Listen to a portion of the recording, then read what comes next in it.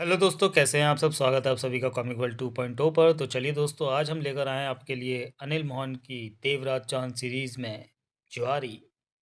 तो चलिए दोस्तों, शुरू करते हैं इसका पहला भाग। जगमोहन ने हाथों में सामान से भरे 4-5 प्लास्टिक के लिफाफे थाम रखे थे। भारी ही था सामान। कुछ पीछे देवराज चौहान भी 2 लिफाफे उठाए आ रहा था। दिन के 12 बज रहे थे। सूर्य सिर पर चढ़ा तप रहा था। दोनों सुबह ही किसी काम के लिए बंगले से निकले थे। जब फुर्सत मिली तो किचन का और खाने पीने का सामान खरीदने में लग गए। बंगले में सामान का स्टॉक खत्म हो रहा था। जगमोहन मार्केट की कार पार्किंग में आ पहुंचा था, जहां उनकी कार खड़ी थी। इससे पहले कि वो दोनों हाथों में थाम रखे भारी लिफाफे उठाए अपनी कार तक पहुंच पाता, बगल में खड़ी काले रंग की एसेंट कार का दरवाज़ा खुला कि जगमोहन दरवाजे से टकराते टकराते बचा। ठटका। चेहरे पर उखड़ेपन के भाव आ ठहरे थे। तभी उसके देखते ही देखते खुले दरवाजे से 50 बरस का मिलनसार से दिखने वाला व्यक्ति बाहर निकला, जिसके सिर के आगे के हिस्से के बाल गायब थे। बाहर आते ही धूप में उसकी टाँट चमकने लगी थी। जगमान से उसकी नज़रें मिली। भाई मेरे, जगमान बोला। आगे पीछे देख कर दरवाज़ा खोलकर ट्रक आ रहा होता तो। उसने जगमान को ज़रा सा पीछे किया और खुले दरवाजे से किनारे पर आ खड़ा हुआ। देख कर ही दरवाज़ा खोला है जनाब, उसने शांत स्वर में कहा। तब तक देवराज चांद भी पास आ पहुंचा था। देख कर खोला होता तो मेरे रास्ते में दरवाज़ा ना आता भाई जी, जगमोहन की ओर से उकड़े। तभी बगल में खड़ा देवराज चौहान जगमोहन से बोला, चलो। तेज़ धूप परेशान करने लगी थी। जगमोहन ने वहाँ से हटकर अपनी कार की तरफ कदम उठाना चाहा तो वह क्या उठा। कहाँ चले, कमाल है। आपके लिए ही तो दरवाज़ा खोला है।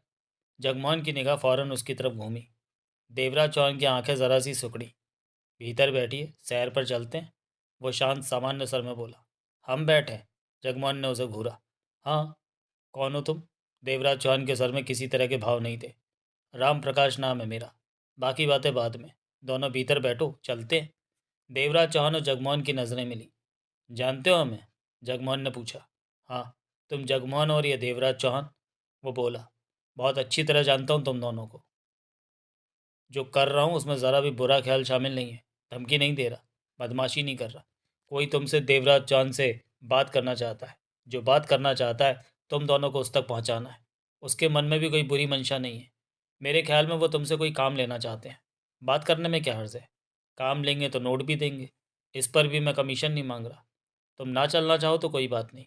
काम तो देवराज चौहान से ही। क्या काम है? देवराज चौहान ने पूछा। मैं नहीं जानता, राम प्रकाश ने सिर हिलाकर कहा। कौन है वो जो? उसके बारे में मैं नहीं बताऊंगा। चलो और मिल लो। इस काम के लिए तुमने उससे पैसे लिए होंगे? हाँ। वो मुस्कुराया। मुफ्त में मैंने कभी अपने बाप को भी पानी का गिलास नहीं दिया। मुझ तक कैसे पहुँचे? देवराज चांद ने उसकी आंखों में झांका। ये तो अंदर की बात है। मत पूछो। क्या फ़ायदा झूठ बोलूँगा। सच बात यह है कि जवाब नहीं दूंगा। राम प्रकाश ने दोनों पर निगाह मारकर कहा। जो बात करना चाहता है कर लो, सुन लो उसकी। नई बात जचे तो चले आना। वो ऐसा नहीं है कि तुम्हारे इनकार पर गोली मार देगा। शरीफ बंदा है। देवराज चांद ने सिगरेट सुलगाई, कश लिया। गर्मी की वजह से माथे और गाल पर पसीना नजर आने लगा था। देवराज चौहान ने रुमाल निकाला और पसीने से भरा चेहरा पोंछते हुए बोला। अकेले हो? नहीं। इस कार में ड्राइवर है। वो रिवॉल्वर भी रखता है। यहाँ पार्किंग में खड़ी कारों में 6 आदमी बैठे हैं, जिनके पास रिवॉल्वरें हैं। ये दादागिरी या धमकी नहीं है देवराज चौहान। सब कुछ सावधानी के लिए। जैसे तुम काम करते हो वैसे ही मैं काम करता हूँ। तुम अपने ढंग के, मैं अपने ढंग के। जो आदमी तुमसे बात करना चाहता है उस तक पहुँच मेरा काम खत्म हो जाएगा। मेरी खातिर ही सही। राम प्रकाश गंभीर था। बैठ जाओ कार में। देवराज चौहान ने कष्ट लेकर राम प्रकाश को देखा। राम प्रकाश बहुत समझदारी और चालाकी से काम ले रहा था। वो उन्हें साथ ले जाना चाहता था। आसपास उसके आदमी बिखरे हुए थे। इस पर भी हाथ जोड़ने वाले ढंग में साथ चलने को कह रहा था। स्पष्ट था कि उसकी बात नहीं मानी गई तो फिर सख्ती से उसे साथ ले जाना चाहेगा। लेकिन इस वक्त वो ये कोशिश कर रहा था कि माहौल बिगड़े नहीं, प्यार से ही बात बन जाए। जगमोहन, देवराज चौहान ने शांत स्वर में कहा, चलो बैठो कार में। कौन सी? अपनी के इसकी कार में? इसकी? कहते कहते जगमोहन टिटका। ठीक है। ये सामान? फिर जगमोहन ने राम प्रकाश को देखा। ये लिफाफे हमारी कार में रख दें? जो हुक्म। राम प्रकाश ने शराफत से कहा और जगमोहन के हाथ से लिफाफे लिए और बगल में खड़ी उनकी कार में रखकर वापस आया। फिर देवराज चौहान के हाथ से लिफाफे लेकर उनकी कार में रखाया। कोई और सेवा हो तो बताइए, वो भी। जल्दी मत कर। जगमोहन खुले दरवाजे से कार के भीतर बैठते हुए बोला, बताएंगे। देवराज चौहान भी उसकी बगल में बैठ गया। राम प्रकाश ने कार का दरवाज़ा बंद किया और आगे वाली सीट पर बैठते हुए स्टीयरिंग सीट पर बैठे व्यक्ति से कहा, चल भाई। उसने कार स्टार्ट की, बैक की, फिर पार्किंग से निकलकर सड़क पर आकर दौड़ने लगी। राम प्रकाश गर्दन घुमाकर दोनों को देखता हुआ मुस्कुराकर बोला, आज का दिन बहुत अच्छा रहा। मैं डर रहा था कि कहीं तुमसे झगड़ा ना हो जाए। नहीं हुआ। तुमने मेरी मजबूरी समझी। बहुत खुश हूँ मैं। तेरे बाप का क्या नाम है? ओम प्रकाश। माँ का नाम? रामवती। राम प्रकाश ने उसे देखा। क्यों पूछा? मन में आया, पूछ लिया। तेरे को दिक्कत हुई क्या? नहीं। राम प्रकाश मुस्कुरा पड़ा। कहो तो अपने भाई बहनों के नाम, वो बाद में, अभी इतना ही बहुत है। कार तेजी से दौड़ी जा रही थी। राम प्रकाश सीधा होकर बैठा, मोबाइल फ़ोन निकाला, नंबर मिलाया, बात की। हाँ, मैं देवराज चौहान, साथ है मेरे। बोल, किधर पहुँचूँ? बढ़िया रहा, बढ़िया बंदा है। ठीक है, 15 मिनट में हम तेरी बताई जगह पर पहुँच रहे हैं, कहकर उसने फ़ोन बंद कर दिया। ओम प्रकाश से बात कर रहा था? जगमोहन ने राम प्रकाश से पूछा। ओम प्रकाश, वो तो मेरा बाप। कहते कहते वो ठिठका। गर्दन घुमाकर जगमोहन को देखा, मुस्कुराया। क्यों मुझे खींच रहा है? जितना तू उतना ही रहने दे, लंबा मत कर। किससे बात की? जगमोहन ने पूछा। 10 मिनट की बात है, उसके पास पहुंच जाएंगे, देखना उसे। उसी से हमसे बात उसी ने हमसे बात करनी है? नहीं, वो तुम दोनों को असल बंदे तक ले जाएगा, राम प्रकाश ने कहा। खामोश बैठे देवराज चांद ने कश लिया और सिगरेट खिड़की के बाहर उछाल दी। 15 मिनट बाद सड़क किनारे जहाँ कार रुकी वहाँ एक कार पहले से ही मौजूद थी। उसमें 3 लोग थे। एक बाहर खड़ा था। राम प्रकाश वाली एसेंट कार के वहाँ पहुँचते ही बाहर खड़े व्यक्ति ने झुककर कार के भीतर बैठे व्यक्ति से कुछ कहा तो भीतर बैठा व्यक्ति बाहर निकला। दोनों एसेंट कार की तरफ बढ़ गए। एसेंट से राम प्रकाश और कार चलाने वाला बाहर निकल रहे थे। उनके पास पहुंचते ही राम प्रकाश ने मुस्कुराकर भीतर की तरफ इशारा किया। उनमें से एक ने भीतर झांका। देवराज चांद से उसकी नज़रें टकराई। कई पलों तक वो देवराज चांद को और देवराज चांद उसे देखता रहा। गुड। उस व्यक्ति ने सिर हिलाया और सीधा खड़ा हो गया। क्या मामला है राम प्रकाश? ये तेरा बाप ओम प्रकाश तो नहीं लगता, जगमोहन ने तीखे स्वर में कहा। कुछ देर की बात है, राम प्रकाश फौरन कह उठा। आप दोनों मेरे पर भरोसा रखिए, सब ठीक है। ठीक ना भी हो तो हमें ठीक करना आता है। तेरे भरोसे की ज़रूरत नहीं। जगमोहन का सर पहले जैसे ही था। वो व्यक्ति रामप्रकाश वाली सीट पर कार में बैठा। दूसरे ने ड्राइविंग सीट संभाल ली। देखते देखते कार आगे बढ़ गई। रामप्रकाश और कार चलाने वाला कहीं सड़क पर खड़े रह गए थे। रामप्रकाश की सीट पर जो व्यक्ति बैठा था उसने कीमती कपड़े पहन रखे थे। कलाई में कीमती घड़ी थी। हाथ की उंगलियों में 2 हीरे की अंगूठियाँ। चेहरे से ही पैसे वाला व्यक्ति लगता था। देवराज चौहान और जगमोहन से वो कुछ नहीं बोला था। कार दौड़ी जा रही थी। कौन हो तुम? जगमोहन ने पूछा। विवेक वोहरा। उसने बिना पीछे देखे शांत स्वर में कहा। अभी कुछ मत पूछो। मैं ज़्यादा जवाब नहीं दे पाऊँगा। आधे घंटे की बात है, आपको खुद ही जवाब मिलने शुरू हो जाएंगे। ये भी नहीं बताओगी कि किसको हमसे बात करने की ज़रूरत पड़ गई? विवेक वोरा खामोश रहा। जगमोहन की बात का जवाब नहीं दिया। कार सड़कों पर दौड़े जा रही थी। अगला दृश्य। 40 मिनट बाद एसेंट कार, काली कार, शहर के रिहायशी इलाके में स्थित छोटे से बंगले के गेट से भीतर प्रवेश करके पोर्च में जा रुकी। छोटा सा पोर्च था। एक कार ही एक वक्त में वहाँ खड़ी हो सकती थी। कार रुकते ही विवेक वोहरा और कार चलाने वाला बाहर निकले और उन्होंने पीछे के दरवाजे खोले। देवराज चौहान और जगमोहन के लिए इशारा था कि वे बाहर निकल आए। दोनों बाहर निकल आए। आओ, विवेक वोहरा ने कहा और सामने नज़र आ रहे बंद दरवाजे की तरफ बढ़ा। दोनों की नज़रें मिली और उसके पीछे चल पड़े। विवेक वोहरा ने उस बंद दरवाजे को हाथ से ढकेला तो उसके पल्ले खुल गए। उन दोनों के साथ वो भीतर प्रवेश कर गया। ये छोटा सा किंतु खूबसूरत ड्राइंग रूम था। बीचों बीच में सीढ़ियाँ पहली मंजिल के लिए जा रही थी। देवराज चौहान की निगाह विवेक वोहरा पर जा टिकी। राम प्रकाश ने कहा कि कोई अपने काम के लिए मेरे से बात करना चाहता है। देवराज चौहान बोला। हाँ। कहाँ है वो? तभी विवेक वोहरा की निगाह पहली मंजिल की रेलिंग पर जा टिकी। ऊपर रेलिंग के पास ही वो खड़ी थी। देवराज चौहान और जगमोहन की नज़रें भी उसकी तरफ उठी। 6.25 फीट उसकी लंबाई थी। चौड़े कंधे, कूलों तक उसके खुले सिल्की बाल आ रहे थे। उसने साड़ी और ब्लाउज़ पहन रखा था। बाहों वाला ब्लाउज़ और साड़ी बहुत अच्छे ढंग से बांध रखी थी। गोरा रंग, होठों पर सुर्ख रंग की लिपस्टिक, माथे पर बिंदिया और मांग में सिंदूर चमक रहा था। गले में हीरे जड़ित सोने का हार चमक रहा था और दोनों कानों में 1 इंच के दायरे में फैली सोने की बालियाँ, जिनके बीच वाले हिस्से में हीरा लगा हुआ था। एक कलाई में घड़ी थी और दूसरे में सिर्फ एक चौड़ा कंगन पड़ा नजर आ रहा था, जिसमें कि हीरे जड़े चमक रहे थे। उसकी आंखें बिल्लौरी थीं। उन बिल्लौरी आंखों को देखकर अजीब सा एहसास होता था सामने वाले को। करीब आधे मिनट से ज़्यादा का वक्त एक दूसरे को देखने में बीत गया। मैडम, विवेक वोरा संभले स्वर में कह उठा, ये देवराज चौहान है और ये जगमोहन। उसकी बिल्लौरी आंखें दोनों पर बारी बारी गई। मुझे सिर्फ देवराज चौहान से बात करनी है। उसके स्वर में अधिकार भी था, आदेश जैसे भाव भी थे। बात दोनों से होगी। ज़रूरत आपको है हमारी, हमें आपकी नहीं, देवराज चौहान ने सामान्य स्वर में कहा। उसकी बिल्लौरी निगाहें देवराज चौहान पर जा टिकी। एकाएक उसके चेहरे पर शांत सी मुस्कान उभरी और लुप्त हो गई। वो रेलिंग के पास से हिली और नीचे आती सीढ़ियों की तरफ बढ़ गई। उसके चलने के ढंग में अंदाज था। उसके अंग अंग से दौलत की महक आ रही थी। इसमें कोई शक नहीं कि वो हर तरफ से पूर्ण औरत थी। कोई कमी नहीं थी उसमें। खूबसूरत, आकर्षक और देखने रहने लायक जैसी थी वो। उसके रंग ढंग में घमंड नहीं था और लचीलापन भी नहीं था। वो नीचे पहुंची। परफ्यूम की महक उन तीनों की सांसों से टकराई। वोरा। Yes madam. विवेक वोरा सतर्क था। बाहर जाओ। दरवाज़ा बंद करके दरवाजे से दूर रहना। यहाँ की आवाज़ तुम्हारे कानों में ना पड़े। Yes madam. कहने के साथ ही विवेक वोरा पलटा और बाहर निकल गया। दरवाज़ा भी बंद हो गया। देवराज चौहान और जगमोहन की निगाह उस पर थी। उसने बिल्लौरी आंखों से दोनों को देखा और पास ही मौजूद सोफे पर बैठती हुई बोली, अब हम बात कर सकते हैं। देवराज चौहान और जगमोहन की आंखें मिली। इस वक्त और कौन है भीतर? देवराज चौहान ने पूछा। कोई नहीं, मैं बंगले को देखना चाहता हूँ। देवराज चौहान की आवाज़ में किसी तरह का भाव नहीं था। देख लो। देवराज चौहान वहाँ से हटा और भीतर की तरफ बढ़ गया। जगमोहन ने उसे देखा। लगती तो आप शरीफ है, जगमोहन बोला। वो जगमोहन को देखने लगी। लेकिन जिस तरह से हमें बुलाया गया वो शरीफों वाला ढंग नहीं है। शरीफों वाले ढंग से तुम आते क्या? वो सामान्य सर में बोली। एक लाइन कटी हुई है। मैं बुलावा भेजती तो क्या तुम देवराज चौहान को लेकर यहाँ आ जाते? जगमोहन गहरी सांस लेकर आगे बढ़ा और सोफा चेयर पर आ बैठा। उनके बीच खामोशी रही। 5वें मिनट देवराज चौहान वापस आ गया। कोई मिला? उसकी बिल्लौरी आंखें देवराज चौहान पर जा टिकी। देवराज चौहान ने सिगरेट सुलगाई। कुछ कहने लगा कि वो कह उठी, मेरे सामने सिगरेट सुलगाने की हिम्मत कोई नहीं कर सकता, लेकिन तुम्हें हर बात की छूट है। देवराज चौहान ने कश लिया और कुर्सी पर बैठते हुए बोला, काम की बातें करो, बेकार की बातों में कुछ नहीं रखा। मुझे कैसे जानती हो? सच बात तो यह है कि कुछ दिन से पहले मैं तुम्हें ज़रा भी नहीं जानती थी, कभी देखा भी नहीं था। उसने बेहद शांत स्वर में कहा। एक दिन, 15-20 दिन पहले की बात है। तुम्हें एक होटल में देखा। तब मुझे लगा कि तुम्हारा साथ मिले तो मेरी समस्या हल हो सकती है। इससे पहले कि तुम होटल के बाहर जाते, उससे पहले ही मैंने विवेक वोरा को वहाँ बुलाया और तुम पर नज़र रखने को और तुम्हारे बारे में पता करने को कहा।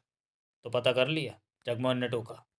हाँ, तीसरे दिन ही तुम दोनों के बारे में मालूम हो गया कि असल में तुम दोनों कौन हो। वो बोली, मतलब कि तुम्हारे आदमी हमारे पीछे लगे रहे, हमारी हरकतों पर नज़र रखते। तुम दोनों की हरकतों से हमें कोई मतलब नहीं रहा। मैं तो सिर्फ अपना काम देख रही थी कि कैसे तुमसे बात की जाए और तुम्हें। उसने देवराज चौहान को देखा। तुमसे सुखद माहौल में बात हो सके, इस काम की जिम्मेवारी मैंने विवेक वोरा के हवाले कर दी। उसने काम को ठीक ढंग से अंजाम दिया। तुम इस वक्त मेरे सामने हो। देवराज चौहान ने कश लिया, नजरें उस पर ही थी। अपने बारे में बताओ। देवराज चौहान का सर बेहद सामान्य था। मैं नहीं जानती कि तुम लोगों ने ओबेराय खानदान का नाम सुन रखा है या नहीं। वो पहले जैसे ही शांत स्वर में देवराज चौहान को देखते हुए कह उठी। सुधीर ओबेराय मुंबई शहर का जाना माना उद्योगपति है। एक 3 स्टार होटल और दूसरे 5 स्टार होटल में भागीदारी है। 4 नामी रेस्टोरेंट मुंबई के महंगे इलाकों में। 2 एक्सपोर्ट की फैक्ट्रियाँ हैं जो कि 24 घंटे चलती रहती हैं। 1500 लोग उसमें काम करते हैं। इस पर भी विदेशों का ऑर्डर पूरा नहीं हो पाता। खिलौने बनाने वाली फैक्ट्री है। मशहूर नाम से खिलौने देश और विदेशों में भेजे जाते हैं, परंतु ऑर्डर पूरा नहीं हो पाता। कंस्ट्रक्शन का काम है। शहर के बड़े बड़े अपार्टमेंट सोसाइटियाँ बनाकर लोगों को फ्लैट बेचते हैं। सोने की 2 खानें खरीद रखी हैं, उनमें से सोना निकाला जाता है और हीरों का व्यापार है। विदेशों से हीरे मंगवाए भी जाते हैं और भेजे भी जाते हैं। इसके अलावा। समझ गए? जगमोहन ने टोका। इतने से ही हम ओबराय खानदान की हैसियत समझ गए। अब काम की बात। उसकी बिल्लौरी आंखें जगमोहन पर गई, फिर से रहलाकर बोली, ये सारे बिजनेस सुधीर ओबेराय देखता है। उसका छोटा भाई 26 वर्षीय राहुल ओबेराय अपनी हिम्मत के हिसाब से काम में थोड़ा बहुत हाथ बटा देता है, लेकिन सुधीर ओबेराय के बिना सब कुछ बेकार है। सब कामों पर उसी का अधिकार है। घर में उसकी 55 वर्षीय माँ है, सुमन ओबेराय। श्रीमती सुमन ओबेराय का बड़े बेटे सुधीर ओबेराय से बहुत लगाव है। इसके अलावा सुधीर ओबेराय की पत्नी है। सुधीर ओबेराय के पिता गोपाल चंद ओबेराय 10-12 बरस पहले ही लापता हो गए थे। उनकी आज तक किसी को कोई खबर नहीं। यही कहा जा सकता है कि शायद वो अब इस दुनिया में नहीं है। यानी कि सुधीर ओबेराय के परिवार में उसकी माँ, पत्नी और भाई है, देवराज चांद बोला। हाँ। आपका इस परिवार से क्या वास्ता? मैं सुधीर ओबेराय की पत्नी नैना ओबेराय हूँ। देवराज चौहान की नज़रें उस पर जा टिकी। जगमोहन की आंखें सिकुड़ी। काम की बात आप अंत में बता रही हैं? जगमोहन की बात पर ध्यान न देकर नैना ओबेरॉय बोली, सब कुछ ठीक चल रहा था, कहीं कोई समस्या नहीं थी। परंतु 6 महीने पहले मेरे पति ओबेरॉय का एक्सीडेंट हो गया। बहुत ज़बरदस्त एक्सीडेंट था। जान तो बच गई, हाथ पैरों में बहुत चोटें आई। कोई बात नहीं, वो सब ठीक हो गई, परंतु इस एक्सीडेंट से मेरे पति के मस्तिष्क पर ऐसा प्रभाव पड़ा कि वो ना तो जिंदों में रहे ना मरों में। उसका मस्तिष्क ठीक तरह से काम नहीं कर रहा। वो सिर्फ बेड पर पीठ के बल लेटा रहता है। हिल नहीं सकता, बोल नहीं सकता, सोच समझ नहीं सकता। सिर्फ आंखों की पुतलियाँ ही घूमती हैं उसकी। सच बात तो यह है कि मरों से भी बुरी स्थिति है उसकी। खामोशी सी रही वहाँ। डॉक्टर क्या कहते हैं? देवराज चौहान का जोर हर भाव से परे था। डॉक्टर इलाज तो कर रहे हैं, लेकिन दबे शब्दों में ये भी कहते हैं कि कोई फ़ायदा नहीं। दवा के असर से मस्तिष्क ठीक नहीं होगा। शायद कभी खुद ही मस्तिष्क ठीक हो जाए तो जुदा बात है। नैना ओबेरॉय गंभीर थी। सच बात तो यह है कि अपने पति की हालत देखकर मेरी हिम्मत टूटती जा रही है। मुझे नहीं लगता कि वो कभी ठीक होंगे। देवराज चौहान की निगाह नैना ओबेरॉय पर ही टिकी थी। बहुत दुख हुआ ये सब सुनकर, जगमोहन ने कहा। लेकिन इसमें हम क्या करें? बताती हूँ। पहले ये जान लो कि मेरे पति सुधीर ओबेरॉय की ऐसी हालत होने के बाद बिजनेस में ज़बरदस्त घाटा हो रहा है। अब तो घाटे का अनुपात भी बढ़ने लगा है। हर रोज़ का करीब 50 लाख से ज़्यादा का घाटा हो रहा है। यही हाल रहा तो 2-3 सालों में मेरे सारे बिजनेस ठप पड़ जाएंगे, क्योंकि सुधीर की ही बिजनेस में चलती थी। किससे उसने क्या लेन देन कर रखा है ये बात वही जानता है। वैसे उसकी डायरी में ये बातें नोट है, परंतु लेन देन करने वाले हमसे बात नहीं करते। उसका कहना है कि उनका बिजनेस सुधीर के साथ था। ऐसे में वो सिर्फ सुधीर से ही बात करना पसंद करेंगे। पैसा डूबता जा रहा है, हम बर्बाद होते जा रहे हैं। हमारे लिए कपा देने वाली बात तो ये है कि नोटों की चादर के बिना हमें नींद नहीं आती। गड्डियों पर बैठकर खाना ना खाएं तो हजम नहीं होता। बैंकों में पैसा भरा ना हो तो सांसें हड़बड़ाने लगती हैं। यानी कि दौलत की भी उतनी ही ज़रूरत है हमें जितनी की सांसों की है। लेकिन पैसा तेज़ रफ्तार के साथ बर्बाद हो रहा है, ख़त्म हो रहा है, सुधीर की बीमारी की वजह से। अगर वो बात करने के भी काबिल होता तो शायद सब कुछ ठीक हो जाता। नैना ओबेरॉय के खामोश होते ही वहाँ चुप्पी छा गई। देवराज चौहान ने कश लेकर सिगरेट टेबल पर पड़ी एस्ट्रे में डाली। ये जगह किसकी है? देवराज चौहान ने पूछा। विवेक वोरा के विवेक वोरा का घर है ये। उसकी पत्नी और बच्चों की शॉपिंग के लिए बाहर भेज दिया है ताकि आराम से बात जो बातें भी आपने बताई वो आपकी आपके घर की समस्या है। देवराज चौहान ने गंभीर स्वर में कहा। इन बातों में कहीं भी ऐसी कोई बात नहीं कि हम आपके काम आ सकें। तुम ठीक कहते हो देवराज चौहान। नैना ओबेरॉय ने पल भर के लिए आंखें बंद की, फिर खोली। लेकिन अभी मेरी बात खत्म नहीं हुई, कुछ और भी कहना है। दोनों उसे देखने लगे। मैंने अपनी सासू माँ सुबह ओबेरॉय से कहा कि इन हालातों में वो सारे काम कानूनी तौर पर अपने ऊपर लें, या अपने छोटे बेटे राहुल के हवाले कर दें, या मुझ पर जिम्मेवारी दे दें, या फिर हम मिलकर सब कामों संभाल लेते हैं। लेकिन सासू माँ को ये बात सहन नहीं होती कि सुधीर के कामों को कोई दूसरा देखे। वो कहती हैं सुधीर ठीक होकर सब संभाल लेगा। अब 2-4 घंटे नींद लेनी है, बस। इसके अलावा खाना पीना और बाकी की का वक्त बेसुध से पड़े सुधीर के पास बैठी रहती हैं। बाहर आना जाना भी बंद कर रखा है उसने, जबकि पहले होटल, क्लबों और पार्टियों या फिर कई महिला संस्थानों की पार्टियों में व्यस्त रहती थी। लेकिन सुधीर की हालत तो बेटे के प्यार की खातिर सब कुछ छोड़ दिया। औलाद से प्यार बुरा नहीं होता, लेकिन ऐसा प्यार भी किस काम का कि रोज़ 50-60 लाख का नुकसान होना शुरू हो जाए और हम हाथ पर हाथ रखे देखते रहें। देवराज चौहान और जगमोहन की नज़रें उस पर थी। मेरा भी पति है वो, मुझे भी उससे प्यार है। अभी मेरी उम्र ही क्या है, 30 की है, बच्चा भी नहीं हुआ, 5 साल हो गए शादी को। नैना ओबेरॉय शांत स्वर में कह रही थी। जितना दुख मुझे है सुधीर की हालत का, उतना उसकी माँ को भी नहीं होगा। परंतु मैंने खुद को संभाल रखा है, ये सोचकर कि सब कुछ इंसान के हाथों में नहीं है। जो है वो तो कर ही रहे हैं, बाकी भगवान देखेगा कि उसे क्या करना है। मैडम, जगमोहन ने टोका, माना कि आप परेशान हैं, आपके पति की हालत खराब है। हो सकता है कि दुनिया की सबसे दुखी और परेशान आप ही हो, परंतु हम इसमें से कुछ नहीं। मैं आपको सारे हालातों की तस्वीर दिखा रही। क्यों? क्योंकि जिस काम के लिए मैंने बात करनी है वो अभी की नहीं। वो करने के लिए ये सब बातें बताना ज़रूरी है। लेकिन आपकी बातें सुनकर तो लग रहा है कि हम आपके किसी काम नहीं आ सकेंगे। आ सकते हो। ये देवराज चौहान आ सकता? ऐसे कैसे आ सकता है? सास बहू के तेवर के मामले में हमारा क्या काम? इस वक्त तुम्हें डॉक्टर की ज़रूरत। मेरे बारे में तुम क्या जानती हो? देवराज चौहान क्या उठा। पहले नहीं जानती थी। विवेक वोरा ने तुम पर नज़र करने के बाद बताया कि तुम हिंदुस्तान के जाने माने डकैती मास्टर देवराज चौहान हो। नैना ओबेराय की बिल्लौरी आंखें उसके चेहरे पर जा टिकी। मेरे जैसा आदमी इस मामले में तुम्हारे किसी काम आ सकता है? हाँ, इस सारे मामले में सिर्फ तुम ही काम आ सकते हो, सिर्फ तुम। डकैती डलवानी है? जगमोहन ने पूछा। नहीं, नैना ओबेरॉय ने इनकार में सिर हिलाया। चोरी, कत्ल, अपहरण या ऐसा कुछ भी नहीं। जगमोहन ने गहरी सांस लेकर देवराज चौहान पर नजर मारी। क्या चाहती हो तुम? देवराज चौहान की निगाह उस पर जा टिकी। चंद पलों के लिए उसकी बिल्लौरी आंखों पर पलकें छा गई। फिर पलकें हिली, आंखें नजर आईं। सेंटर टेबल पर एक लिफाफा पड़ा था। उसने हाथ उठाकर उसे उठाया, खोला, भीतर से कुछ तस्वीरें निकाली और गंभीरता समेटे तस्वीरों को टेबल पर रखती हुई बोली, ये देखो। जगमोहन ने तुरंत हाथ बढ़ाकर तस्वीरें उठाईं, देखा। आंखों में सुकड़न पैदा हो गई। कई पलों तक वो तस्वीरों को ही देखता रहा, जबकि नैना ओबेरॉय उसे देख रही थी। जगमोहन ने वो तस्वीरें देवराज चौहान की तरफ बढ़ाईं। देवराज चौहान ने तस्वीरें ली, देखी। अगले ही पल उसके होंठ भिज गए, आंखें सिकुड़कर छोटी हो गई। वो देखता रहा तस्वीरों को। कोई तस्वीर सिर्फ चेहरे की थी तो कोई छाती तक, कोई पेट तक। दो तस्वीरें सिर से पैर तक थी उस व्यक्ति की। ये तस्वीरें मेरे पति सुधीर सुधीर ओबेराय की हैं। नैना ओबेराय के शब्द उसके कानों में अवश्य पड़े, परंतु वो तो तस्वीरों को ही देखे जा रहा था। उसमें सबसे अहम बात तो ये थी कि तस्वीर में नजर आने वाले व्यक्ति की कदकाठी ही नहीं, बल्कि चेहरे से भी कई बार ऐसा एहसास होता था कि शायद वो देवराज चौहान की तस्वीर हो। इस वक्त फर्क सिर्फ इतना था कि तस्वीर में उस व्यक्ति के चेहरे पर मूंछ थी, जबकि देवराज चौहान क्लीन शेव था। देवराज चौहान ने नजरें उठाकर नैना ओबेराय को देखा। ये तुम्हारे पति सुधीर ओबेराय की तस्वीरें हैं? हाँ, नैना ओबेराय ने सिर हिलाया। और ये इत्तेफाक ही है कि मेरे पति का चेहरा आधे से ज़्यादा तुम जैसा है।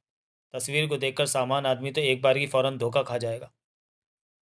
जब मैंने तुम्हें होटल में पहली बार देखा तो सोच सकते हो कि मुझे कैसा महसूस हुआ होगा। देवराज चौहान ने पुनः तस्वीरों पर नज़र मारी और उन्हें टेबल पर रख दिया। तुम्हारा चेहरा मेरे पति से, एक ऐसे इंसान से बहुत हद तक मिलता है जो कि बड़े बड़े बिजनेसों का मालिक है, अरबों की दौलत का मालिक है। नैना ओबेरॉय ने गंभीर स्वर में कहा। कुदरत की तरफ से ही ये करिश्मा है, लेकिन इस करिश्मे की वजह से हम लोगों की। सुधीर ओबेरॉय अगर इतना बड़ा आदमी है तो उसकी तस्वीरें अखबार में भी कभी छपी होंगी, जगमोहन बोला। नैना ओबेरॉय ने सिर हिलाया। अखबार, मैगजीन में सुधीर ओबेरॉय की तस्वीरें सैकड़ों बार छपी हैं, वो बोली। तो फिर कभी तो हमारी नज़र उन तस्वीरों पर पड़नी चाहिए। जगमोहन की बात पर वो खामोश रही। खैर छोड़ो, जगमोहन ने खुद ही कहा, नहीं नज़र पड़ी होगी। देवराज चौहान नैना ओबेरॉय को देखे जा रहा था। नैना ओबेरॉय ने देवराज चौहान को देखा। दोनों की नज़रें मिली। वो इतनी खूबसूरत थी कि कमरे में सूर्य की तरह चमक रही थी। मेरे से क्या चाहती हो तुम? देवराज चौहान के शब्द हर किसी भाव से दूर थे। मैं चाहती हूँ कि तुम कुछ देर के लिए सुधीर ओबेरॉय बन जाओ। नैना ओबेरॉय ने देवराज चौहान की आंखों में झाँका। मैं तुम्हारा पति बन जाऊँ? देवराज चौहान के होठों से निकला। सिर्फ दुनिया को दिखाने नहीं। देवराज चौहान के होंठ भिज गए। नैना ओबेरॉय की आंखें देवराज चौहान पर जा टिकी। बहुत जल्दी फैसला ले लिया। पलों की खामोशी के बाद नैना ओबेरॉय सामान्य स्वर में बोली, ये काम मेरे लायक नहीं है। क्यों? मैं ऐसे काम नहीं करता। इस तरह दूसरे के रूप में किसी को धोखा देना। देवराज चौहान ने कहना चाहा। किसे धोखा दे रहे हो तुम? किसी को भी तो नहीं। नैना ओबेरॉय गंभीर स्वर में कह उठी। मैं तुमसे अच्छा काम लेना चाहती हूँ, भले का काम। एक इंसान की बीमारी की वजह से परिवार और ढेर सारे बिजनेस तबाह हो रहे हैं। तुम ये सारा बिगाड़ ठीक कर सकते हो। धोखा तो तब हुआ कि मुझे भी मालूम ना हो कि तुम मेरे पति नहीं हो और मेरे साथ रहकर मुझे माँ बना दो। धोखा तो वो हुआ कि किसी को भी मालूम ना हो कि तुम सुधीर ओबेरॉय हो और सुधीर ओबेरॉय बने मनमानी करते रहो। धोखा तो वो हुआ कि तुम सुधीर ओबेरॉय बनकर करोड़ों की रकम ले भागो। ये एक साफ सुथरा काम है। इस काम को अगर तुम ईमानदारी से करना चाहो तो तुम्हें किसी भी हाल में ऐतराज़ नहीं होना चाहिए। विवेक वोरा ने मुझे बताया कि अंडरवर्ल्ड में तुम्हारे नाम के साथ जुबान वाला ईमानदार शब्द भी लगता है। ऐसा है तो फिर ऐतराज़ क्यों? तुम भी ईमानदार, मैं भी ईमानदार। देवराज चौहान ने नई सिगरेट सुलगाई। इस सारे काम में तो धोखेबाजी है। मेरा सुधीर ओबेरॉय बनना ही। कोई धोखेबाजी नहीं। ये सारे इंतजाम मैं नहीं कर रही। मेरे साथ राहुल है, सुधीर का छोटा भाई। विवेक वोहरा है, जो कि सुधीर ओबेरॉय के आदेश पर कामों की देखभाल करता है। और लोग भी हैं जिनके बारे में तुम्हें बताने की ज़रूरत नहीं। सिर्फ उसकी माँ यानी कि मेरी सासू माँ सुमन ओबेरॉय से बात छिपानी है कि तुम उनके नकली बेटे हो। ये सारी मुसीबत सुमन ओबेरॉय की वजह से ही है। बेटे के प्रति प्यार की वजह से है। एक्सीडेंट के बाद मेरे पति की जो हालत है, वो तो सदमा है ही मेरे लिए। डॉक्टर उसका इलाज कर रहे हैं, लेकिन कंगाली के रूप में नई मुसीबत सामने ना आ जाए, इसलिए आज हम मिले हैं। तुम हमारी सहायता करो। सासू माँ तो अपनी ज़िंदगी बिता चुकी हैं, वो बूढ़ी हो रही है, लेकिन मुझे अपनी ज़िंदगी बितानी है। राहुल ओबेरॉय को अपनी ज़िंदगी बचानी है। सुधीर की बीमारी की वजह से सारे बिजनेस तबाह होते चले गए तो हम कहाँ जाएंगे? शुरू से ही आदत है हमें दौलत रुपया आसमान में रहने की। ज़मीन पर पाँव पड़ना सहन नहीं होगा हमसे।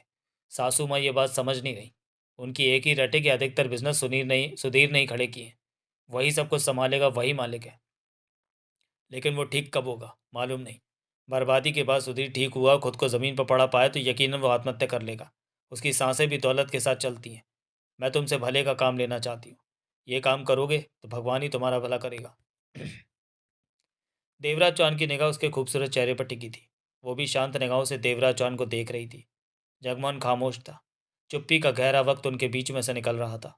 कश लिया देवराज चौहान ने। इस बात का क्या भरोसा कि तुम सच कह रही हो सकता है तुम नकली सुधीर ओबराय खड़ा करके इस बारे में तुम पूरी तरह अंत तक अपनी तसल्ली कर सकते हो। मैंने जो कहा है सच कहा है। राहुल ओबराय की पूरी रजामंदी है इस सारे काम में। मैं जो कर रही हूँ अपने परिवार के भले के लिए अच्छी कोशिश कर रही हूँ। देवराज चौहान ने उसके शब्दों में भरे विश्वास को स्पष्ट तौर पर महसूस किया। राहुल ओबराय कहाँ है? देवराज चौहान ने पूछा। वो इन्हीं बातों से वास्ता रखते किसी काम में व्यस्त है। तुम हमारी सहायता के लिए हाँ कहो। राहुल से 1-2 दिन में तुम्हारी मुलाकात हो जाएगी देवराज चौहान। नैना ओबराय कह उठी। अगर इस काम में कोई बात मुझे अच्छी ना लगी, पसंद ना आई तो मैं पीछे हट जाऊंगा, देवराज चौहान बोला। ज़रूर, लेकिन ये फैसला तुम्हें पहले ही करना होगा। काम शुरू करने के बाद, सुधीर ओबेराय बनने के बाद तुम्हें वहाँ तक काम अवश्य करना होगा जहाँ तक करना ज़रूरी है। नैना ओबेराय गंभीर स्वर में कह उठी थी। देवराज चौहान सोच भरी नज़रों से नैना ओबेराय को देखता रहा। आप मुझसे क्या कराना चाहती हैं? देवराज चौहान का स्वर बेहद शांत था। तुम सुधीर ओबेराय बनकर उसकी जगह ले लोगे। जो वो करता था वो करोगे तुम। ये बातें तुम्हें समझा दी जाएंगी कि कौन सा काम कैसे होगा। नैना ओबेरॉय ने सोच भरे स्वर में कहा। पहले तुम्हें फैसला लेना है कि ये काम करोगे कि नहीं। सुधीर ओबेरॉय से मेरा चेहरा मिलता अवश्य है, लेकिन इस हद तक नहीं कि उसकी जगह ले सकूं, देवराज चौहान बोला। इन बातों की तुम फिक्र मत करो। नैना ओबेरॉय बोली। तुम सिर्फ फैसला लो कि ये भला काम करोगे। देवराज चौहान ने उसकी आंखों में देखा, फिर कहा। तुम्हारी बात से लगता है कि तुमने हर तैयारी कर रखी है। वो खामोश सी देवराज चौहान को देखती रही। तभी जगमोहन ने कहा। मैडम मैडम ओबेरॉय, कोई सच्चे दुख दर्द में डूबा हो तो उसकी सहायता हम बिना कहे कर देते हैं, लेकिन आपका दुख दर्द तो डॉलर में डूबा हुआ है।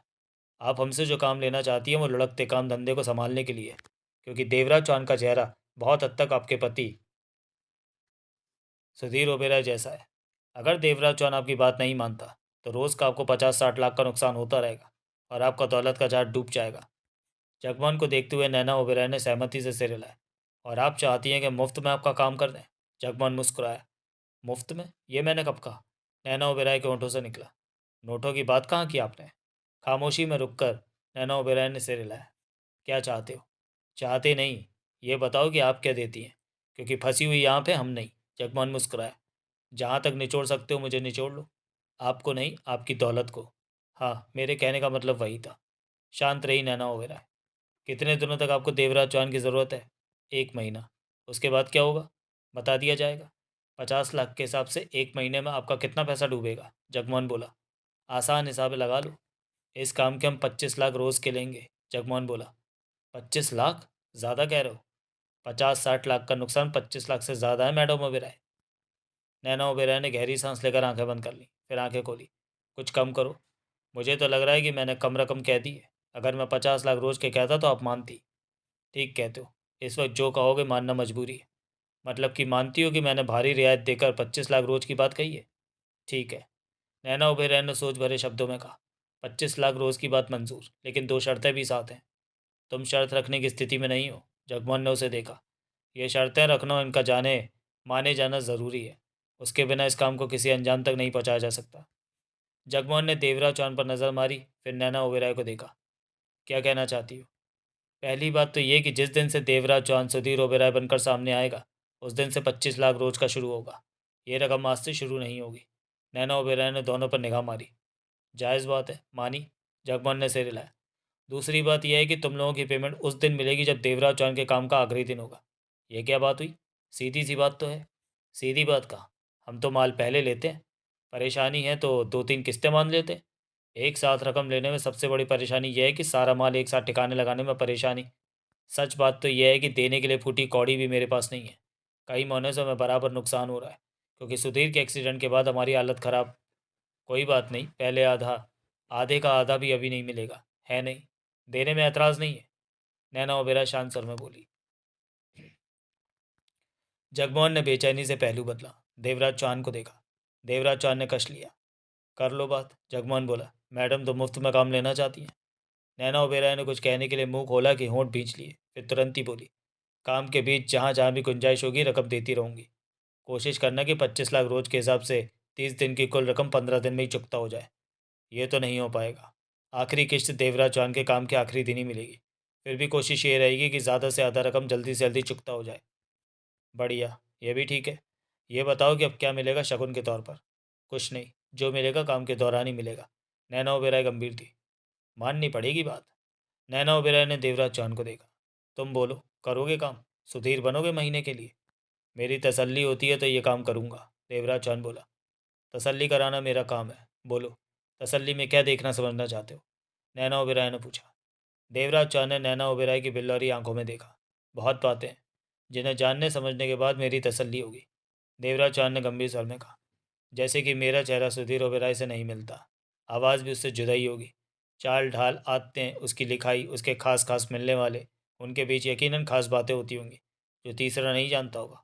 वो जाने किस किस को फ़ोन करता होगा और किस किस के फ़ोन आते होंगे, किससे वो किस ढंग से बात करता होगा। सारे बिजनेस को संभालता है तो उसके हस्ताक्षर भी मुझे करने होंगे, जो कि मैं नहीं कर सकता। तुम अपने पति सुधीर ओबेरॉय को किस हद तक भी जानती हो, लेकिन ढेरों ऐसी बातें होंगी जो तुम नहीं जानती। अगर मैं सुधीर ओबेरॉय की जगह लूँ तो उन बातों की जानकारी होना बहुत ज़रूरी है, वरना कोई भी सीधे सीधे ये शक कर सकता है कि मैं सुधीर ओबेरॉय नहीं कोई और हूँ। देवराज चौहान कहते कहते रुका। नैना ओबेरॉय बोली, कहो, सुन रही हूँ। ये खतरे वाला काम है, कोई शक कर गया तो? पैसा भी है इस काम में। इन बातों के अलावा मैं सुधीर ओबेरॉय को देखूंगा कि सच में उसकी हालत ख़राब है या कहीं कोई गड़बड़ है। सुधीर सॉरी देवराज चौहान ने उसकी बिल्लौरी आंखों में झाँका। सुधीर से मिलूँ तो तुम्हें एतराज़ तो नहीं? कोई एतराज़ नहीं, नैना ओबेरॉय कह उठी। सुधीर ओबेरॉय तक पहुंच पाना आसान काम नहीं, लेकिन तुम्हारे लिए कोई आसान रास्ता निकाल लिया जाएगा। और क्या कहना चाहते हो? जो बातें कही हैं उन्हें स्पष्ट करो, बाकी बातें भी हो जाएंगी, देवराज चौहान बोला। तुमने क्या सोच रखा है कि इस काम को कैसे किया जाएगा? पहले ये बताओ। मेरा चेहरा और बताती हूँ, कम से कम शब्दों में बताऊंगी।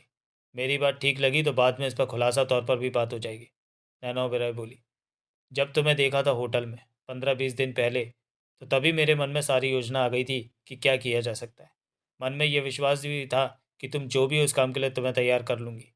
ऐसे में विवेक बोरा को तुम्हारे पीछे लगा दिया और राहुल राहुल ओबेरॉय को सारी बात बताकर उसे एक प्लास्टिक सर्जन का इंतज़ाम करने को कहा, जो वक्ती तौर पर चेहरे पर बदलाव लाकर तुम्हें पूरी तरह सुधीर ओबेरॉय बना सके। कोई देखे तो ये शक ना कर सके कि तुम सुधीर नहीं हो। 2 दिन पहले ही उसने ऐसे सर्जन को तलाश लिया। वो सर्जन तुम्हें पूरी तरह सुधीर बना देगा। क्योंकि तुम्हारा चेहरा बहुत हद तक सुधीर जैसा है, इसलिए इस काम को करने में उसे बहुत ज़्यादा आसानी रहेगी। वक्त भी ज़्यादा नहीं लगेगा। काम की कीमत वो बहुत ले रहा है, लेकिन इस बात को राज़ी रखेगा। ये बात भी उस कीमत में शामिल है। देवराज चौहान और जगमोहन की निगाह उस पर थी। वो पुनः बोली, सुधीर की बातचीत की टेप्स हमारे पास हैं कि वो घर वालों से और बाहर के लोगों से किस तरह बात किया करता था। पूरी तरह नहीं तो बहुत हद तक तुम उसकी आवाज़ अपना ही लोगे। बीमारी से उठे व्यक्ति की आवाज़ में बातचीत करने के ढंग में कोई फ़र्क आए तो उस पर ज़्यादा ध्यान नहीं दिया जाता। समझा दिया जाता है कि अभी सुधीर ओबेरॉय पूरी तरह ठीक नहीं है। सुधीर का वीडियो टेप है जिसमें उसके चलने फिरने बैठने बातें करने का ढंग शामिल है। वो टेप तुम बार बार देखकर उसके ढंगों को आसानी से अपना सकते हो। ये कठिन काम नहीं है। देवराज चौहान ने कश लेकर सिगरेट एस्ट्रे में डाल दी। जब तुम सुधीर बनकर दूसरों के सामने आओगे तो तुम्हें बीमारी से उठा बताया जाएगा कि जिसे सिर खुजाने के लिए डॉक्टर ने मना कर रखा है। तुम्हारे साथ विवेक हो रहा होंगे। वो जानता है कि किससे क्या बात करनी है। किसी से तुम्हें खुद भी बात करनी पड़ेगी तो वोहरा बता देगा कि क्या कहना है। सारे हालात तुम्हें पूरी तरह समझा दिए जाएंगे ताकि ज़रूरत पड़ने पर तुम खुद भी किसी से बातचीत कर सको। देवराज चौहान और जगमोहन ध्यानपूर्वक उसकी बातें सुन रहे थे। सुधीर की माँ, यानी कि मेरी सासू माँ सुमन ओबेरॉय जानती है कि उसके बेटे की हालत कैसी है। इस वक्त अवश्य वो मेरे लिए मुसीबत बनी हुई है, लेकिन तुम्हारे सुधीर बनकर आ जाने से वो ज़रा भी मुसीबत खड़ी नहीं करेगी। वो खुश होगी कि उसका बेटा ठीक हो रहा है, चलने फिरने के काबिल हो गया है, यानी कि उसे तुमसे दूर रखना कोई समस्या नहीं होगी। नैना ओबेरॉय शांत स्वर में कहते कहते ठिठकी, फिर बोली, तुम्हारी ये बात बिल्कुल सही है कि सुधीर के कुछ खास जानने वाले होंगे जिनसे सुधीर दोस्ताना ढंग से बात करता होगा। उन उन्हें खास नामों से बुलाता होगा। वो भी इसी तरह सुधीर को बुलाते होंगे। परंतु ये बातें हमें नहीं मालूम। ये उसकी व्यक्तिगत ज़िंदगी थी। 2-3 को तो हम जानते हैं जिनसे सुधीर का व्यक्तिगत रिश्ता था। जब वो तुमसे मिलने वाले होंगे तो तुम्हें सावधान कर दिया जाएगा। तब तुम्हें अपनी समझ के हिसाब से ही उनसे निपटना होगा। तब दूसरा कोई तुम्हारी सहायता नहीं कर सकेगा। इसमें हमारी मजबूरी है कि मैं समझ रहा हूँ, देवराज चौहान ने कहा।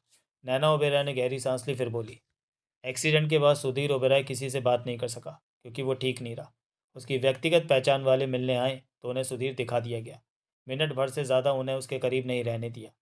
जिनके साथ बिजनेस के संबंध थे उन्हें सुधीर तक नहीं पहुंचाया गया। ज़रूरत नहीं समझी गई। वो चुपचाप होते हुए गहरी सोच में डूब गई। देवराज चौहान और जगमोहन ने उसकी सोचों को भंग नहीं किया। देवराज चौहान, वो झुकी, फिर उठकर गंभीर स्वर में कह उठी, ये काम आसान नहीं है। सुधीर बनने के बाद तुम्हारे सामने कोई मुसीबत भरे मौके आएंगे और उस वक्त तुमने अपनी समझदारी से ही निपटना होगा। तब ऐसा कुछ मत होने देना कि हमारी कोशिशें बेकार हो जाएं। तब तुम्हें जिम्मेवारी से भरे कई काम करने होंगे। कहीं हमारी सहायता तुम्हें मिलेगी तो कहीं पर नहीं। ऐसे किसी भी मौके पर मुझसे कोई भूल हो सकती है जो सुधारी नहीं जा सकती। सॉरी, जो सुधीर नहीं कर सकता। देवराज चौहान ने कहा, वही तो कह रही हूँ कि तुम्हें संभल कर फूक फूक कर कदम रखना है। इसके बावजूद भी मुझसे भूल हो सकती है। हो सकती है। नैना ओबेरॉय ने गंभीरता से सिर हिलाया। कोशिश करना कि भूल ना हो। कुछ भूलें सुधर सकती हैं। कुछ को सामने वाला नज़रअंदाज कर सकता है, परंतु कुछ भूलें सब कुछ बर्बाद कर सकती हैं। तभी जगमोहन ने टोका, मान लो देवराज चौहान की किसी गलती की वजह से सारा मामला बेकार हो गया, तो हमारे पैसे का क्या? काम नहीं हुआ तो पैसा किस बात का? नैना ओबेरॉय ने जगमोहन को देखा। तो कुछ नहीं मिलेगा? जगमोहन ने उसे घूरा। हमारे पास देने को नहीं होगा तो तुम्हें कहाँ से मिल जाएगा? पैसा काम के बदले होता है। मत भूलो कि मैं तुम लोगों की सहायता से अपने परिवार को मुसीबत से निकालना चाहती हूँ। अगर मेरे पास पैसा होता तो शायद ये सब सोचती करती नहीं, जो कि अब करने जा रही हूँ। ईमानदारी तो यही है कि काम पूरा करो और पैसा लो। ईमानदारी का ढोल हमेशा मेरे सर पर ही बजता है, जगमोहन ने मुंह बनाकर कहा। नैना ओबेरॉय ने देवराज चौहान को देखा। मैं अगर सुधीर ओबेरॉय बनकर वहाँ आ जाऊँगा तो बीमार पड़ा असली सुधीर ओबेरॉय कहाँ जाएगा? वो उसे वहाँ से हटाकर किसी और जगह ले जाया जाएगा। जगह तैयार कर ली गई है, नैना ओबेरॉय बोली। सब तैयारी पहले से की है? जगमोहन बोला। हाँ, जब देवराज चौहान को होटल में मैंने देखा तो उसके बाद मैं और राहुल ओबेरॉय विवेक बोरा की सहायता से तैयारियों में ही लगे हुए थे। नैना ओबेरॉय ने गंभीर स्वर में कहा, सुधीर ओबेरॉय को वहाँ से हटाकर जहाँ रखा जाएगा, मैं वो जगह देखना चाहूँगा। देवराज चौहान बोला। क्यों? इस बात से तुम्हारा क्या वास्ता कि अगर मैं सुधीर ओबेरॉय की जगह 1 महीने के लिए लेता हूँ तो ये बात आप दिमाग में बिठा लीजिए कि मेरा हर बात से वास्ता है। मैं तुम्हें नहीं जानता, राहुल ओबेरॉय को या सुमन ओबेरॉय को नहीं जानता। तुम्हारी बातें सुनकर तो तुम पर विश्वास करने से रहा। तुम किसी तरफ से झूठी भी हो सकती हो। हो सकता है मुझे सुधीर बनाने के पीछे तुम्हारा यह मतलब ना होकर कोई दूसरा हो, और मैं नहीं चाहूँगा कि तुम मेरा गलत इस्तेमाल करो। मुझ पर विश्वास करो, मैं जो भी कह रही हूँ वो सच होगा, अवश्य होगा। लेकिन मुझे भी तो यकीन करना है। देवराज चौहान ने उसकी बात काटी। इसलिए सुधीर बने रहने के दौरान मैं जो कहूँ, मेरी कई बात की तसल्ली कराना तुम्हारे लिए बहुत ज़रूरी है, मिसेज नैना ओबेरॉय। ओके, नैना ओबेरॉय ने शांत स्वर में कहा। तुम्हें वो जगह दिखा दी जाएगी जहाँ सुधीर को रखा जाएगा। वो जैसा भी है मेरा पति है, वो जिस हाल में भी है मेरा है। मैं उसका बुरा कभी नहीं चाहूँगी। वो मुझे प्यारा है। उसके साथ मैंने शादी की है। 2 बार वर्ल्ड टूर पर जा चुकी हूँ। वो तुमने मुझे वो जगह दिखानी है जहाँ सुधीर को रखा जाएगा, देवराज चौहान ने कहा। हाँ, उससे पहले मैं सुधीर को हर हाल में देखना चाहूँगा। यह भी हो जाएगा। और क्या बताना चाहती हो? देवराज चौहान बोला। जो बताया है उन पर अमल करो, पूरा करो। सुधीर का अंदाज सीखो। इस काम में वोरा और राल तुम्हारी सहायता करेंगे। बाकी बातें बीच बीच में होती रहेंगी। पहले काम शुरू कर देना चाहिए। नैना ओबेरॉय ने कहा। सब कामों में सबसे महत्वपूर्ण काम है सुधीर के हस्ताक्षर हूबहू करना। उसके साइन करने की प्रैक्टिस में तुम्हें बहुत मेहनत करनी पड़ेगी। देवराज चौहान नैना ओबेरॉय को देखने लगा। शक वाली नज़रों से मत देखो, मुझ पर विश्वास करना सीख लो। नैना ओबेरॉय ने पूर्व स्वर में कहा, सुधीर बनोगे तो काम बिजनेस भी करोगे। 50 जगह हस्ताक्षर करने की ज़रूरत पड़ेगी। ऐसे में सुधीर बनने के लिए जितना चेहरा वैसा ज़रूरी है, उतनी ही ज़रूरी है हस्ताक्षरों का हूबहू करना, वरना इस काम में कामयाबी नहीं मिलेगी। देवराज चौहान ने सिगरेट सुलगाई और उसे देखा। मुझे 1 महीना सुधीर ओबेरॉय बनकर रहना है, उसके काम करने, यही ना? देवराज चौहान बोला। नैना ओबेरॉय ने सहमति से सिर हिलाया। 1 महीने के बाद क्या होगा? क्या होगा? 1 महीने के बाद मैं सुधीर ओबेरॉय से हट जाऊंगा? मेरे हटने के बाद सुधीर के बिजनेसों की क्या स्थिति होगी? क्या 1 महीने में मैं इतना काम कर लूंगा कि सुधीर के सारे बिजनेस ठीक से चलने लगेंगे? देवराज चौहान और नैना ओबेरॉय की आंखें मिली। जगमोहन के माथे पर बाला ठहरे। नैना ओबेरॉय कुछ देर खामोश रही, फिर धीमे स्वर में बोली, 1 महीने बाद हम सब ठीक कर लेंगे। कैसे? 1 महीने के दौरान तुम यानी कि सुधीर ओबेरॉय ये साबित कर देगा कि उसकी तबीयत ठीक नहीं रहती और डॉक्टर ने उसे लंबे आराम की सलाह दी है, जबकि सुधीर बिजनेस की तरफ ध्यान देना चाहता है। आखिरकार सेहत के साथ ना देने की वजह से सुधीर डॉक्टर की सलाह पर लंबे समय के लिए आराम पर चला गया है। जब वो ठीक महसूस करेगा तो ही वापस आएगा। चूंकि बीमारी के बाद सुधीर 1 महीना बिजनेसों की देखभाल कर चुका होगा, किसी को इस बात का शक भी नहीं होगा कि बात कोई दूसरी है। नैना ओबेरॉय ने गंभीर स्वर में कहा, लेकिन बिजनेस तो सारे उसके नाम होंगे। बाद में वही स्थिति पैदा होगी। ऐसा कुछ नहीं होगा, नैना ओबेरॉय कह उठी, क्योंकि सुधीर ओबेरॉय होने के नाते तुम वकील को बुलाकर गवाहों की मौजूदगी में पावर ऑफ अटॉर्नी तैयार करके दे चुके होगे कि तुम्हारे सारे बिजनेस मैं संभाल सकती हूँ। तुम? देवराज चौहान के होठों से निकला। तो ये है असल मामला। नैना ओबेरॉय के होठों पर गंभीर मुस्कान उभरी और लुप्त हो गई। तुम लोगों में यही खराबी है कि फौरन गलत नतीजे पर पहुंच जाते हो। हम यही सोच रहे हैं, देवराज चौहान बोला। सुधीर की बीमारी का फ़ायदा उठाकर तुम सब कुछ अपने हाथों में ले लेना चाहती हो, तभी ये सब भाग दौड़ कर रही हो। तभी ओके, नैना ओबेरॉय बोली। पावर ऑफ अटॉर्नी में मेरा नाम न लिखकर सुधीर के छोटे भाई राहुल का नाम लिख देना, मुझे एतराज़ नहीं होगा। राहुल का? राहुल पर भी विश्वास ना है तो सासू माँ सुमन ओबेरॉय का नाम लिख देना, नैना ओबेरॉय शांत स्वर में कह रही थी। अगर हम तीनों में से किसी पर विश्वास नहीं तो पावर ऑफ अटॉर्नी में तीनों का नाम लिख देना। देवराज चौहान नैना ओबेरॉय को देखता रहा। सुधीर की हालत जल्दी ठीक होती नहीं लगती, नैना ओबेरॉय ने गंभीर स्वर में कहा। मैं नहीं चाहती कि बिजनेस की सारी ताकत बीमार सुधीर के हाथों में होने की वजह से सारे बिजनेस बर्बाद हो जाए। अगर माँ चाहे तो सुधीर की स्थिति को देखते हुए कानूनी तौर पर सारे बिजनेसों का नियंत्रण कानून की इजाज़त से ले सकती है, पर उन पर बेटे का प्यार का भूत सवार है कि सारे बिजनेस अधिकतर सुधीर ने खड़े किए हैं। वही ठीक होकर सब कुछ संभालेगा। वो ये नहीं समझ पा रही कि जब तक सुधीर ठीक होगा तब तक सब कुछ बर्बाद हो चुका होगा। तुम पावर ऑफ अटॉर्नी में सासू माँ का नाम भर देना और सुधीर बनकर समझा देना कि ऐसा करना ज़रूरी हो गया है। तुम्हारी बात वो मान जाएंगी। देवराज चौहान ने कश लिया, बोला कुछ नहीं।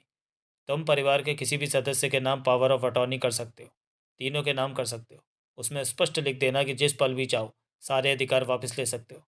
मैं सिर्फ इतना चाहती हूँ कि सुधीर की बर्बादी की वजह से उसकी मेहनत बेकार ना हो, बिजनेस बर्बाद ना हो, हम फुटपाथ पर ना आ जाए। जो मैं कर रही हूँ वो अच्छी कोशिश है।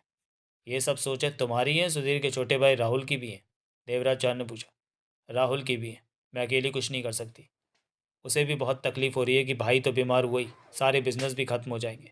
अगर सुधीर इसी तरह बेड पर पड़ा रहा तो पावर ऑफ अटर्नी के बाद हम बिजनेस को संभाल सकेंगे, हर किसी से हक से बात और तकाजा कर सकेंगे। शुरू शुरू में हमें परेशानियां बहुत आएंगी, लेकिन सब कुछ संभाल लेंगे हम। काम मैं और राहुल करेंगे, लेकिन हर चीज़ पर आखिरी अधिकार सासू माँ का होगा। पावर ऑफ अटर्नी में इस बात का खुले तौर पर जिक्र कर सकते हो, क्योंकि मेरे या राहुल के मन में कोई मैल नहीं है। ये सब करके तुम हमारे खानदान की सहायता कर दोगे, हमारे डूबते बिजनेस को संभाल दोगे। हम तुम्हें कभी भूलेंगे नहीं। देवराज चौहान ने जगमोहन को देखा, फिर नैना ओबेरॉय से कहा, अगर कहीं पर मुझे गड़बड़ लगा कि इस बात के अलावा भी इसके पीछे कोई बात है, तो मैं सुधीर की जगह उसी वक्त छोड़ दूंगा। ऐसे में अगर कोई और बीच की बात है तो बता दो। कोई बात नहीं है, मैंने जो कहा है सच कहा है, ईमानदारी से कहा है। चाहो तो अपने तौर पर मेरी बातों की मुझे कोई जानकारी मालूम नहीं करनी है। देवराज चौहान ने कहा, जब मैं सुधीर ओबेराय की जगह ले लूँगा तब मुझे हर तरह की जानकारी मिलनी शुरू हो जाएगी। ठीक कहते हो, नैना ओबेराय सोच भरे सर में बोली। तो इस काम पर कब लग रहे हो?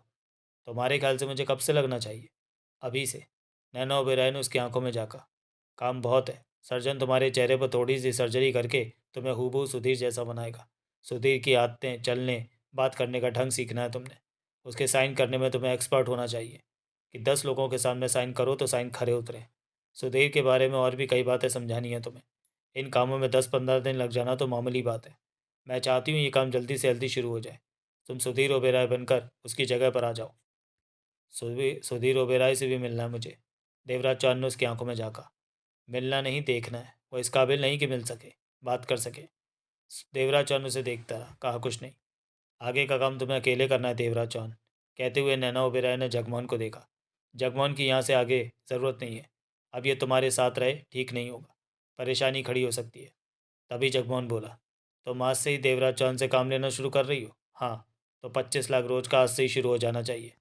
नैना ओबेराय इंकार में सिर हिलाते हुए कह उठी, मैंने पहले ही कह दिया था कि जिस दिन देवराज चौहान सुधीर बनकर सामने आएगा उस दिन से 25 लाख रोज का होगा। याद है तुम्हें कि तुमने ये कहा था? जगमोहन ने गहरी सांस ली। मैंने सोचा भूल गई होगी। देवराज चौहान ने जगमोहन को देखा। हम मोबाइल फ़ोन पर बात करते रहेंगे, देवराज चौहान ने कहा।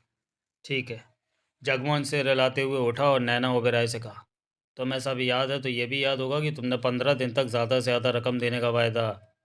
हाँ, देवराज चौहान के सुधीर ओबेराय बनने से 15 दिन तक मैं तसल्ली बख्श रकम अवश्य दूंगी। तब देवराज चौहान सुधीर ओबेराय बना होगा। ये तो रकम लेने की स्थिति में नहीं होगा। वो रकम तब मैं तुमसे लूँगा। इस बात को अच्छी तरह याद रख लेना मिसेस सुधीर ओबेराय। याद रखूंगी। जगमोहन ने देवराज चौहान से कहा, चलता हूँ। बाहर खड़ी कार तुम्हें छोड़ आती, नैना ओबेराय ने कहना चाहा। थैंक्स, मैं चला जाऊँगा। फिर उसने देवराज चांद से कहा, हम मोबाइल फ़ोन पर बात करते रहेंगे। देवराज चांद ने सहमति से सिर हिलाया। जगमोहन पलटा और बाहर जाने वाले दरवाजे की तरफ बढ़ गया। दरवाज़ा बाहर से बंद था। जगमोहन ने पलटकर नैना ओबेरॉय को देखा। नैना ओबेरॉय ने ब्लाउज़ में रखा नन्हा सा मोबाइल फ़ोन निकाला, नंबर मिलाकर बात की। मिस्टर वोहरा, दरवाज़ा खोलो और भीतर आओ, कहकर उसने मोबाइल फ़ोन बंद करके वापस रख लिया। कुछ पलों बाद ही दरवाज़ा खुला, वोहरा नजर आया। जगमोहन से उसकी नज़रें मिली। रास्ता दे, जगमोहन ने शांत स्वर में कहा। वोहरा एक तरफ हटते ही जगमोहन बाहर निकल गया। विवेक वोहरा पास आ पहुंचा। मिस्टर वोहरा, नैना ओबेरॉय खड़ी होते हुए बोली, देवराज चौहान से बात हो चुकी है। यह हमारी सहायता करने को तैयार है। आगे का काम तुम्हारे हवाले। जानते हो कि तुमने क्या क्या करना है। यस मैडम, मैं जा रही हूँ। कोशिश करना कि अब इस सारे काम में मेरी ज़रूरत ना पड़े। Yes madam. देवराज चांद ने सिगरेट सुलगाई और नैना ओबेरॉय को देख कर क्या उठा। मैं आज ही सुधीर ओबेरॉय को देखना चाहता हूँ। आज ही? हाँ। सुधीर ओबेरॉय के बारे में पहले मैं तसल्ली करूँगा कि उसकी हालत कैसी है। क्या सच में वैसी ही है जैसा तुम कह रही हो? इस बात की तसल्ली हो जाने के बाद मुझे अपना काम करने में आसानी होगी। नैना ओबेरॉय ने वोहरा को देखा। मिस्टर वोहरा, सुना तुमने? Yes madam. देवराज चांद को अंधेरा होने के बाद बंगले पर कैसे लाना है ये बात तुमने तय करनी है। ओके मैडम, आज मैं देवराज चांद को बंगले पर ले जाऊंगा। नैना ओबेरॉय ने देवराज चांद को देखा। मुझसे कोई और काम ना हो तो मैं जाऊं? कोई काम नहीं। ओके देवराज चांद, रात को हम मिलेंगे जब तुम सुधीर को देखने आओगे। देवराज चांद ने कुछ नहीं कहा। नैना ओबेरॉय पलटी और दरवाजे की तरफ बढ़ी, फिर देखते देखते बाहर निकल गई। देवराज चांद ने कश लिया और 3 कदमों के फासले पर खड़े हुए वोहरा को देखा। ये सारा काम करने के बदले में तुम क्या ले रहे हो? देवराज चांद ने पूछा।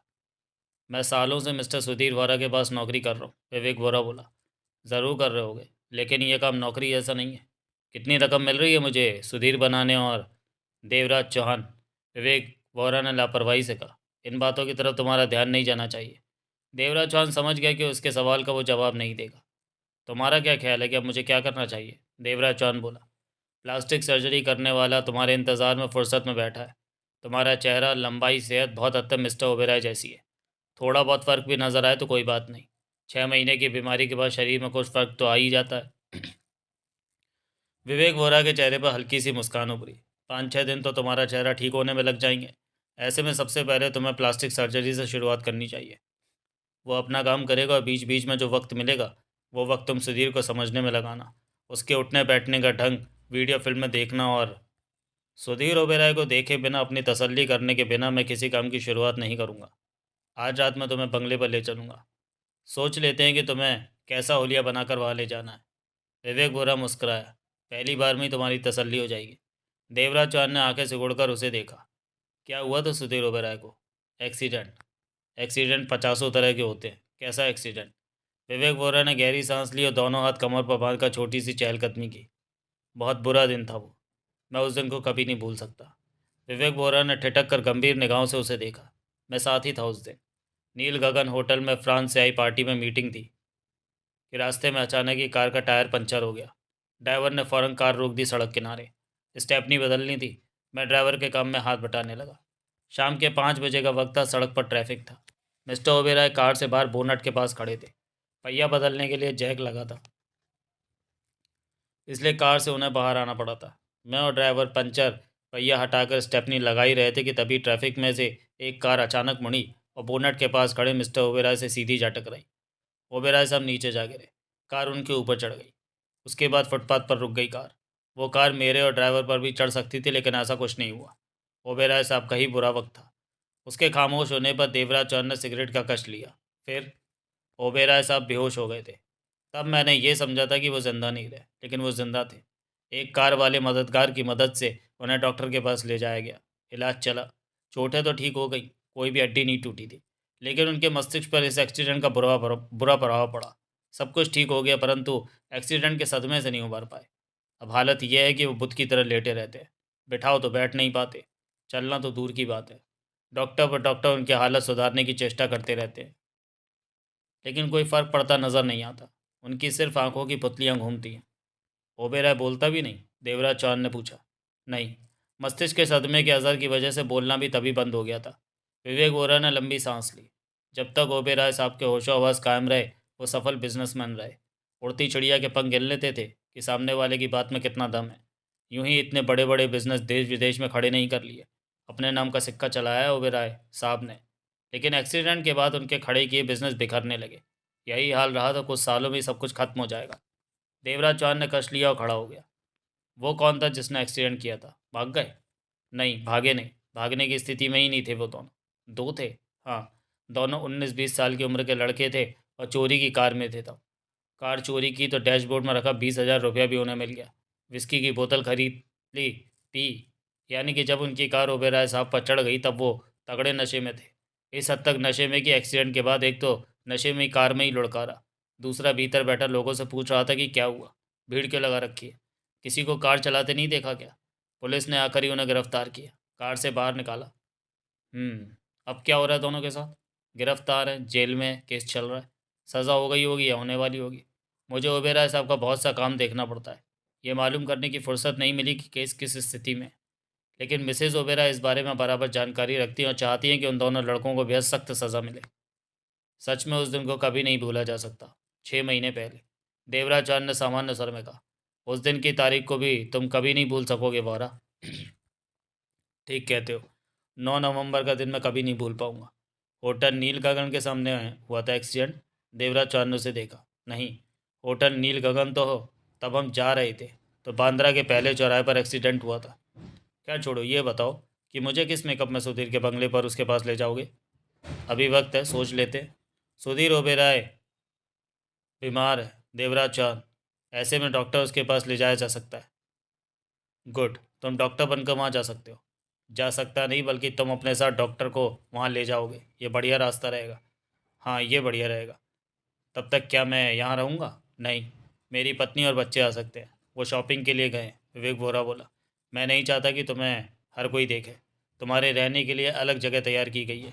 वहीं पर प्लास्टिक सर्जरी होगी। वहीं पर तुम्हें हर बात समझाई जाएगी। वहाँ तुम्हारी हर ज़रूरत पूरी होगी। वहाँ जाने के बाद तुम फिर खुले में नहीं घूम सकोगे। वहाँ से जब निकलोगे तो सीधे बंगले पर। समझता हूँ मैं, मालूम है। निकलो यहाँ से, देवराज चौहान ने कहा। अगला दृश्य। विवेक बोरा देवराज चौहान को लेकर मुंबई खंडाला रोड पर 34वें किलोमीटर के पत्थर के साथ मुड़ रहे कच्चे रास्ते से होकर थोड़ा सा आगे ऐसी जगह पहुंचा जो कि फार्म हाउस जैसी जगह थी। वहां पर दूर दूर बिखरी कुल मिलाकर 20-24 खूबसूरत कॉटेज बनी थी। देखने में ऐसा लगता था जैसे इस जगह के मालिक ने आरामदेह कॉटेज बनाकर बेची हो। कुछ कॉटेजों में हलचल थी, बाहर कारें भी खड़ी थी। मुंबई की भीड़ और शोर से तंग आकर कॉटेजों के मालिक वहां सुकून के चंद दिन या चंद घंटे बिताने आ जाते थे। काली एसेंट कार में दोनों वहां पहुंचे थे। विवेक वोरा ने ड्राइविंग की थी और रास्ते में वे दोनों चुप चुप से ही रहे थे। कार जिस कॉटेज के सामने रुकी वह 21 नंबर कॉटेज थी। इंजन बंद होते ही देवराज चौहान ने सामने की कॉटेज पर नज़र मारी। रात को मैंने सुधीर ओबेरॉय को देखना है, देवराज चौहान बोला। हाँ, विवेक ओबेरॉय ने उसे देखा। तो इतनी दूर आने की क्या ज़रूरत? यह जगह मुंबई से बाहर अवश्य, लेकिन दूर नहीं है। हम 45 मिनट में मुंबई पहुंच जाएंगे। आओ। दोनों बाहर निकले। विवेक बोरा आगे बढ़कर कॉटेज के दरवाजे पर पहुंचा और कॉलबेल बजाई। 2 पल भी न बीते कि भीतर से आहट उभरी और दरवाज़ा खुला। दरवाज़ा खोलने वाला 50 बरस का सेहतमंद गंभीर सा अच्छा सा आदमी दिख रहा था। विवेक बोरा से नज़र हटाकर देवराज चौहान पर उसकी नज़र जा टिकी। उसके चेहरे के भाव बता रहे थे कि वो खास ढंग से उसे देख रहा है। हेलो डॉक्टर, विवेक बोरा बोला।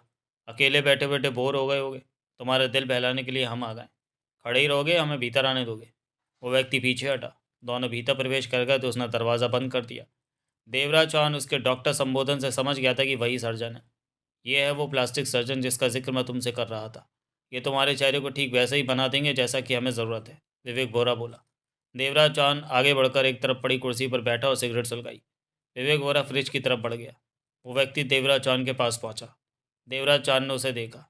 वो ज़रा सा नीचे झुका और दोनों हाथों में देवराज चौहान का चेहरा थामना चाहा। रुको, देवराज चौहान ने सख्त स्वर में कहा। वो टिटका। पानी की बोतल थामे फ्रिज बंद करके विवेक वोरा भी पलट कर उधर देखने लगा। क्या हुआ? वो व्यक्ति बोला। क्या कर रहे हो? देवराज चौहान ने कस लिया। तुम्हारा चेहरा देख रहा। मेरे से पूछा चेहरे को हाथ लगाने से पहले। उसके चेहरे पर अजीब से भाव उभरे। वो सीधा खड़ा हुआ। पूछने की ज़रूरत है क्या? वो बोला। हाँ। देवराज चौहान की निगाह उसके चेहरे पर थी। जल्दबाजी करने की आदत छोड़ दो। उसके माथे पर बल पड़े। गर्दन घुमाकर उसने विवेक वोरा को देखा।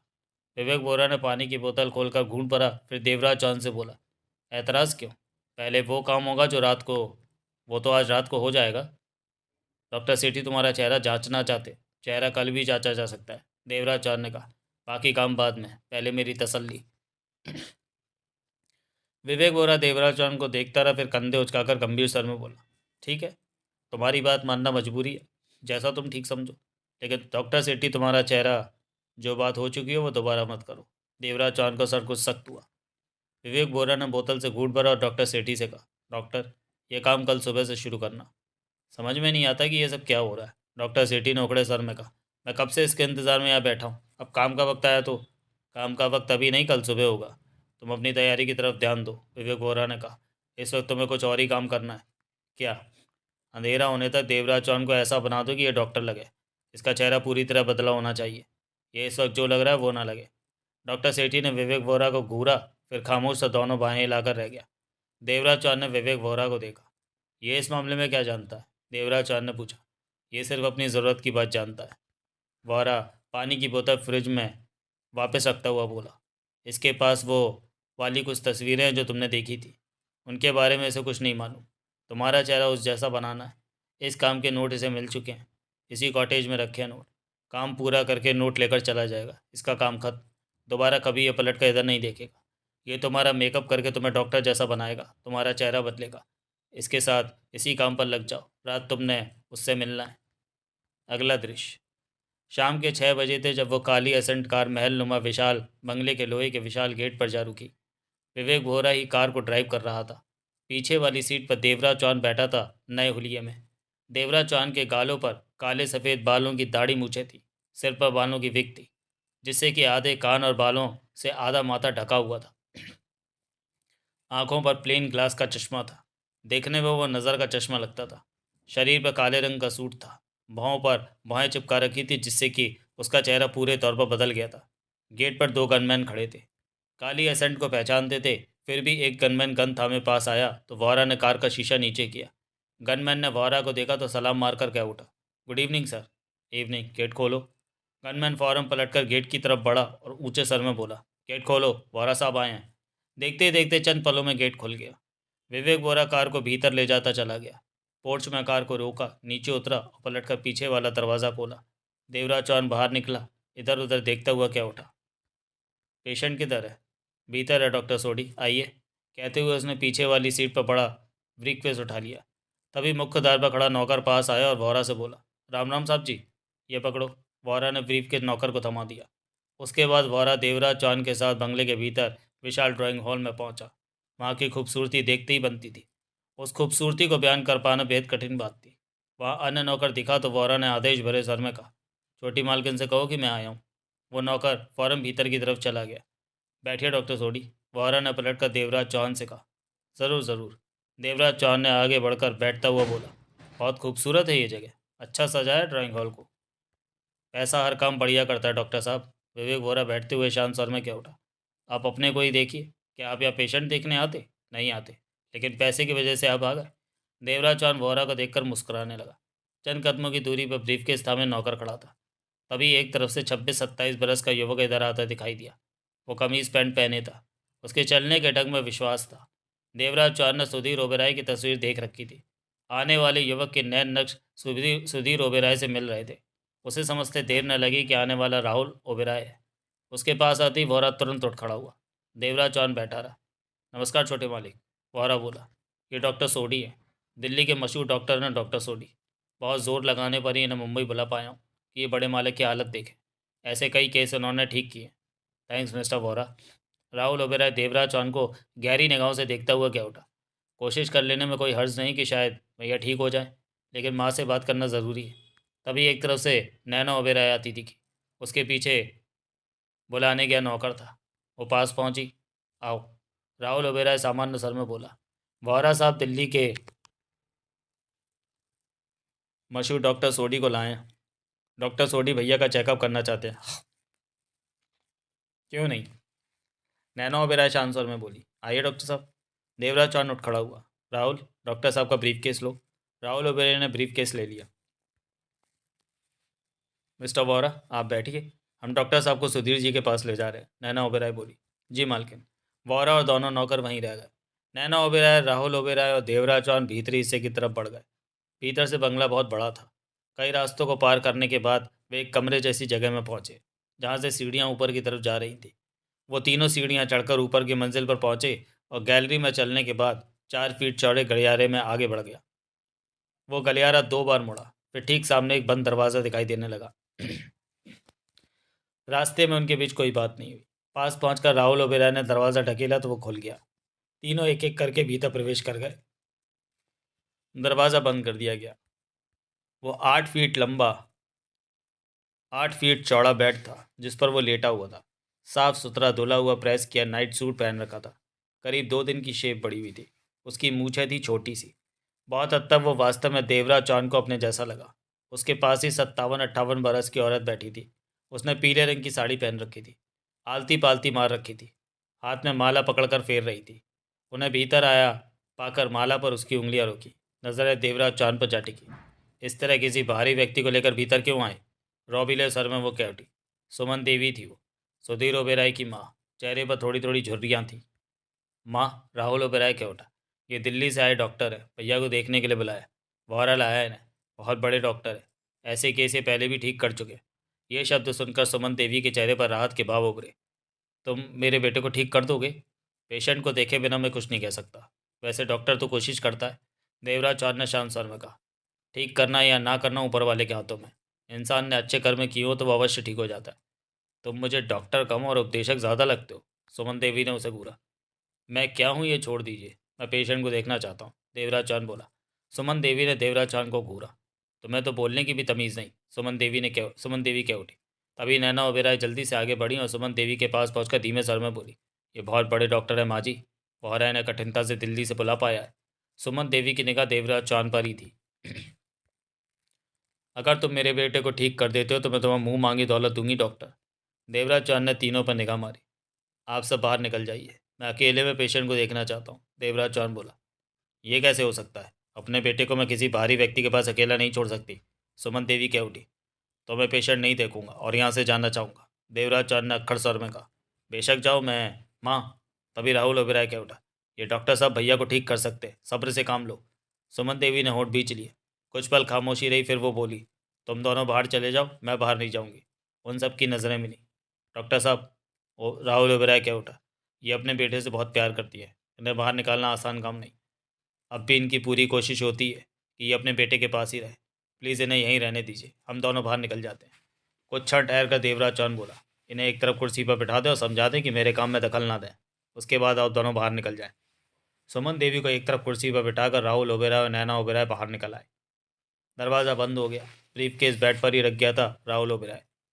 देवराज चौहान 2 कदम आगे बढ़ा और बेड पर लेटे सुधीर ओबेराय के पास जा पहुंचा। सुधीर ओबेराय बेड पर पीठ के बल सीधा लेटा था। उसके हाथ पांव मरों की तरह पड़े हुए थे। सिर भी एक तरफ पड़ा हुआ था, परंतु उसकी आंखों की पुतलियां सामान्य ढंग से इधर उधर हो रही थीं। अब उसकी निगाह देवराज चौहान पर टिकी थी। देवराज चौहान कई पलों तक उसे देखता रहा। क्या नाम है तुम्हारा? देवराज चौहान ने पूछा। जवाब में उसकी पुतलियां जोरों से हिली। होठों में कंपन सा हुआ, परंतु होठ खोले नहीं। देवराज चौहान की चुभन भरी निगाह उस पर टिक चुकी थी। तुम बोल नहीं सकते? देवराज चौहान ने पूछा। आंखों और होठों से वही हरकत हुई। डॉक्टर, दूर बैठी सुमन देवी कह उठी। ये बोल नहीं सकता, ये बोलना शुरू कर दे तो यही बहुत होगा हमारे लिए। देवराज चौहान ने सुमन देवी को देखा, फिर नजरें सुधीर ओबेराय पर टिका दी। उसके बाद देवराज चौहान ने उसके हाथ पावों को छोड़कर उठाकर देखा। वो तो जैसे निर्जीव हुए पड़े थे। देवराज चौहान उसके पेट के पास खाली जगह पर बैठ गया। बेड पर लेटे सुधीर ओबेराय की निगाह देवराज चौहान पर ही थी। तुम बीमार हो? देवराज चौहान का सर धीमा था। जवाब में उसकी आंखें खास ढंग से हिली, जरा सी भौएं भी हिली। देवराज चौहान की आंखें सिकुड़ी। चेहरे पर अजीब से भाव उभरे। वो फौरन उठ खड़ा हुआ और उसके चेहरे के पास ही घुटनों के बल बैठ गया। निगाह सुधीर ओबेराय पर थी। तुम बीमार हो? जवाब में सुधीर ओबेराय की आंखों की पुतलियां खास ढंग से हिली। भाव में भी कंपन हुआ। देवराज चौहान देखता रह गया। इशारे से दिए गए इसके जवाब का मतलब था कि वो बीमार नहीं है। तुम बीमार नहीं हो? देवराज चौहान का सर धीमा था। इस बार उसने आंखों की पुतली और पलकों से समझाया कि वो ठीक कह रहा है। देवराज चौहान के चेहरे के भाव बदल चुके थे। आंखें सिकुड़ चुकी थी। वो सुधीर ओबेराय को देखे जा रहा था। देवराज चौहान उसके जवाबों को समझने में गलती नहीं कर सकता था। मैं समझ गया, देवराज चौहान बेहद धीमे स्वर में बोला। तुम कह रहे हो कि तुम बीमार नहीं हो, लेकिन तुम इस तरह क्यों पड़े हो? क्या तुम्हें बीमार किया गया है? उसने आंखों से इशारा करके हाँ कहा। देवराज चौहान के होंठ और भी सख्ती से बिछ गए। तुम कह रहे हो तुम्हें बीमार किया गया है, देवराज चौहान बोला। उसने पुनः आंखों के इशारे से इन शब्दों पर सहमति दे दी। मैं तुम्हारी बात पूरी तरह समझ रहा हूँ। देवराज चौहान का सर धीमा था। इसी तरह जवाब देते रहो। मुझे बताया गया है कि तुम्हारा एक्सीडेंट हुआ था, क्या ये बात सच है? उसने आंखों के इशारे से बताया कि यह सच बात है। क्या वो सच्चा एक्सीडेंट था या एक्सीडेंट करवाया गया है? उसने आंखों के इशारे से कठिनता से बताया कि एक्सीडेंट करवाया गया था। कुछ पलों के लिए तो देवराज चौहान के चेहरे के भाव देखने लायक थे। फिर गहरी सांस लेकर खुद को संभाला, बोला, तुम इशारे से ये बात कह रहे हो कि तुम्हारे साथ हुआ एक्सीडेंट असली नहीं था, किसी की शरारत थी वो एक्सीडेंट? पलकों और आंखों के इशारे से सुधीर ओबेरॉय ने इन शब्दों पर सहमति दी। तभी दूर बैठी सुमन देवी कह उठी, तुम क्या बातें कर रहे हो डॉक्टर? देवराज चौहान ने सिर उठाकर उसकी तरफ देखा। पेशेंट बात नहीं कर सकता, देवराज चौहान ने शांत स्वर में कहा। ये तुम कौन सी नई बात बता रहे हो? मालूम है हमें, सुमन देवी ने तीखे स्वर में कहा। जब ये बात नहीं कर सकता तो आपने कैसे कह दिया कि मैं क्या बातें कर रहा हूँ? सुमन देवी उखड़ी नज़रों से उसे देखने लगी। मैं पेशेंट को चेक कर रहा हूँ, समझने की कोशिश कर रहा हूँ कि इसे कहाँ पर कैसी प्रॉब्लम हो सकती है। कुछ अंदाज़ा होगा तो उसी के आधार पर पेशेंट के टेस्ट किए जाएंगे। मैं जो कर रहा हूँ मुझे करने और समझने दीजिए। इस तरह आप बीच में टोकती रहेंगी तो मुझे काम करने में, पेशेंट की बीमारी समझने में परेशानी होगी। मुझसे गलती हो सकती है। सुमन देवी ने कुछ नहीं कहा और मुंह फेर लिया। देवराज चौहान ने अपनी नज़रें पुनः बेड पर लेटे पड़े सुधीर ओबेरॉय पर टिका दी। उसकी आंखें देवराज चौहान पर थी। देवराज चौहान ने उसकी आंखों में परेशानी और बेबसी को महसूस किया, जैसे वो बहुत कुछ कहना चाहता हो, परंतु अपनी बुरी स्थिति की वजह से कह ना पा रहा हो। अभी तक तुमने इशारों से ये बताया है कि तुम बीमार नहीं हो, तुम्हें बीमार किया गया है। तुम्हारा एक्सीडेंट इत्तेफाक नहीं था, एक्सीडेंट कराया गया था। देवराज चौहान का स्वर बेहद धीमा था। सुधीर ओबेरॉय ने उसके शब्दों पर आंखों के द्वारा मूक सहमति दी। अब मैं तुमसे ये पूछना चाहता हूँ कि जिसने ये किया उसे जानते हो? असल मामला मालूम है तुम्हें? सुधीर ओबेरॉय ने आंखों के इशारों से हाँ कही। देवराज चौहान के दांत भिज गए। मुझे बताओ ये किसने किया? मैं नाम लेता हूँ उसका। तुम्हारी पत्नी नैना ओबेरॉय? उसने आंखों के इशारे से हाँ भरी सहमति दी। तुम कह रहे हो कि तुम्हारा एक्सीडेंट तुम्हारी पत्नी ने करवाया? देवराज चौहान का स्वर धीमा था। उसने पुनः हाँ भरी सहमति दी। उसने अकेले ही ये काम किया? उसने आंखों के इशारे से इनकार किया इन शब्दों पर। मतलब कि उसके साथ कोई और भी है? आंखों के इशारे से उसने हाँ कही। देवराज चौहान देखता रहा सुधीर ओबेरॉय को। दांत बिछे हुए थे। सुधीर ओबेरॉय की पुतलियाँ देवराज चौहान के चेहरे पर टिकी थी।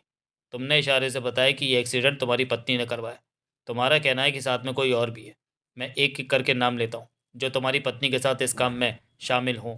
उसका नाम लेने पर तुम पल के झपका देना। आंखों की पुतलियों के इशारे से सुधीर ओबेरॉय ने सहमति दे दी। तुम्हारा छोटा भाई राहुल ओबेरॉय? देवराज चौहान बोला। जवाब में सुधीर ओबेरॉय ने पलकें झपका दी। देवराज चौहान के होठों पर कसाव आ गया। तुम्हारी माँ? सुधीर ओबेरॉय ने पुनः पलकें झपका दी। देवराज चौहान की आंखें सुखड़ी। तुम कह रहे हो कि तुम्हारी माँ, भाई और बीवी ने तुम्हारी जान लेनी चाहिए? देवराज चौहान दबे स्वर में बोला। सुधीर ओबेरॉय ने आंखों के इशारे से देवराज चौहान की बात पर सहमति दे दी। देवराज चौहान सुधीर ओबेरॉय को देखता।